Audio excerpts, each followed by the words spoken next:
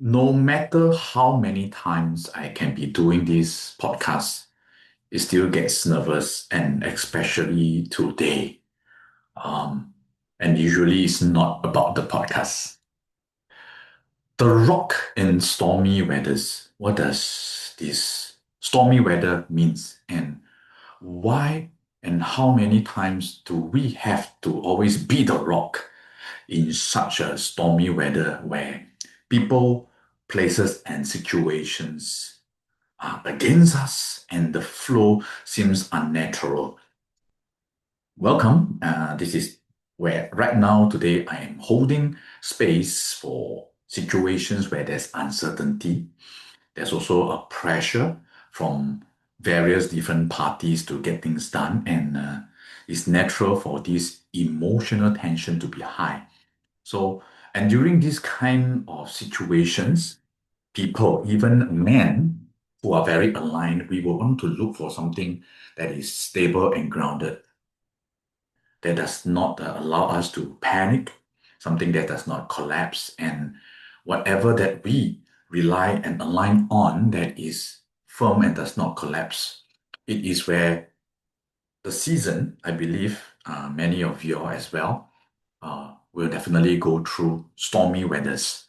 And how this podcast will continue to remind us to find the rock in this kind of stormy situations. Or even better, how do we ourselves become the rock? And uncertainty reveals people, because this is when everything is well and fine, everybody can be in their best positive outlook and even energy and mental clarity and physiological state. But when under certain pressure, that's where I am right now, handling a couple of negotiations and also uncertainty of people's outcome.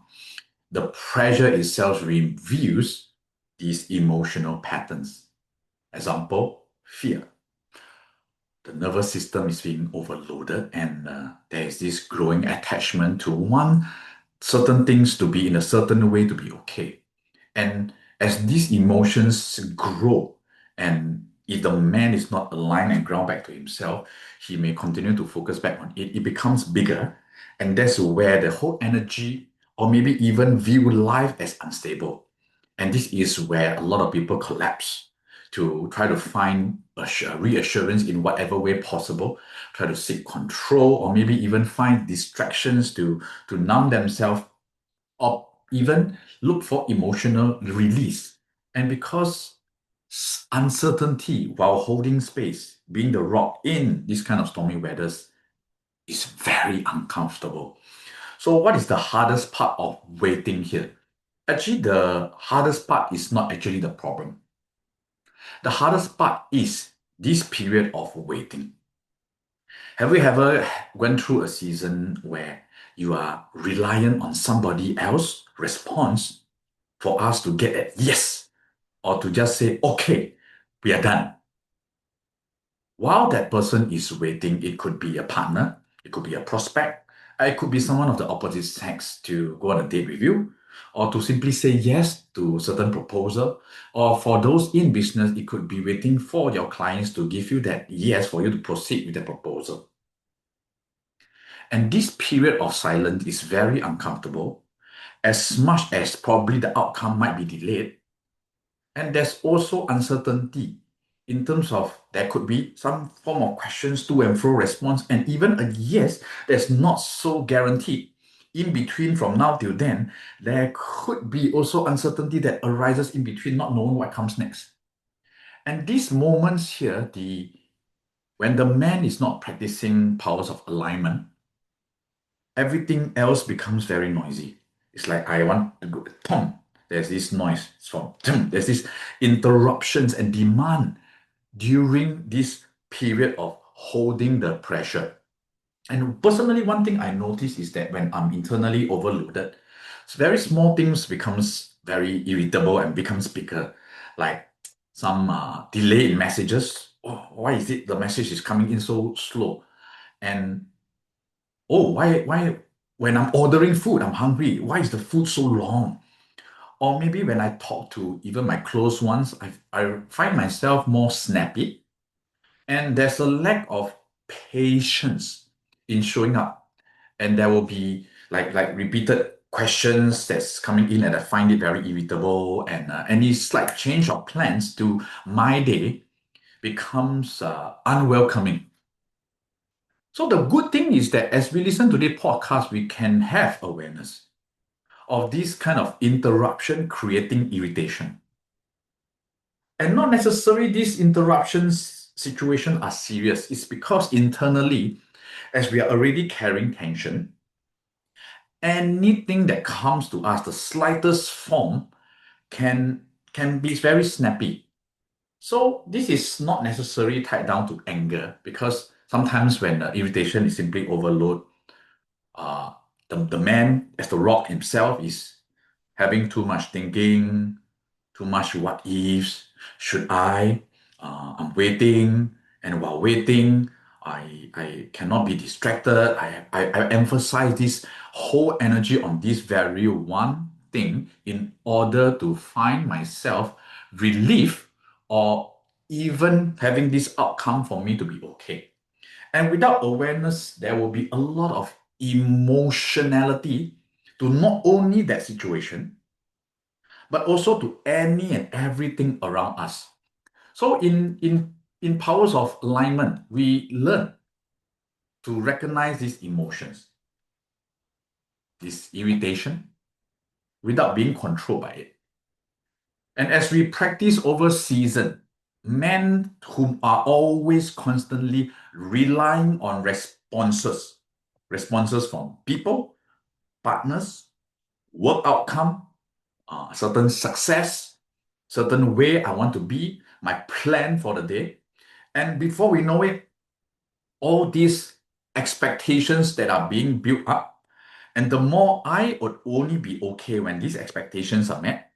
And imagine when these expectations, because life itself is like a storm some days. I'm not saying that every day should be very stormy for us to be the solid rock, but there are days when it happens. And can you imagine a man that is dependent on the weather for his mood? And the dangerous part here is this: if we are not grounded and centered as we practice this alignment, whatever space that we hold for the people in our life, they are not centered and they are not grounded. So if we go into the relationship aspect, the man who creates this relationship with the partner, for her to respond is for him to be okay, rather than being the rock for her to be the storm. And the certainty comes from her response rather than we are certain, and they and the relationship can be built on certainty.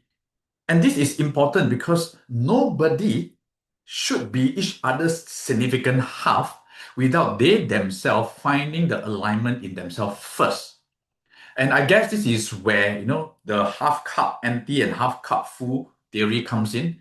Are we seeking for someone to fill us up, or are we full, attracting another one who is full? And that person who is full, mind you, they may be going through seasons. And that's where the man who is aligned and full can hold space for others, and we ourselves fall back to our powers of alignment to hold space for ourselves. And this grounded man, we, as a powers of alignment man, we, regardless of storm, we can tell ourselves and practice and really genuinely feel for ourselves this self-love. We can wait. We can lead, and we can stay committed to holding the space. And that is, of course, a progress. That is a direction that we want to work towards, not perfect. And that's where we can become without emotionally always controlled by outcomes or response. And that's where true rock or steadiness lies. Because as we practice this alignment within ourselves, the calm that comes from ourselves with all the alignment traits, this becomes a competitive advantage when we are out there, when the world is chaotic and when the storm is bad. Where do people want to turn to during the storm? We want to turn to people who are calm and who can lead under the storm. With this clear and concise space and mind, make better decision and hold objective clearly, because it is never a loss regardless what the outcome is, because the man who holds space will not lose anything. Whereas, what's the point of winning that response at the expense of losing themselves? And this calm here is not weakness. It is a matter of practice over time, a controlled power by letting go of needing to control the outcome. And when we hold space, it doesn't mean that we are emotionless. As I'm sharing this podcast right now, there are emotions that's going through me as well. It's not that I'm completely cut off and numb. However, the emotions that are rising up and down, going swirling within myself, the powers of alignment reminds me to stay grounded as I regulate myself through healthy practices and let this storm continue, because all this shall pass. The rock choose to remain steady. So now, as we come to an end, who do you want to become every time, whenever there's a storm going on in your life? And in closing, maybe if you think about this season is not really trying to break you. It is actually teaching you and giving you the opportunity to practice groundedness, realign to find your true certainty, and how to become steady, because life itself is once in a while, often, sometimes, most times unpredictable. My dear friends, as we learn this to be self-independent, the alignment always brings us back to our home. And that's where the true steadiness really lies, not in other people's response or outcome to be okay. Okay, with that, I will see you for our next podcast.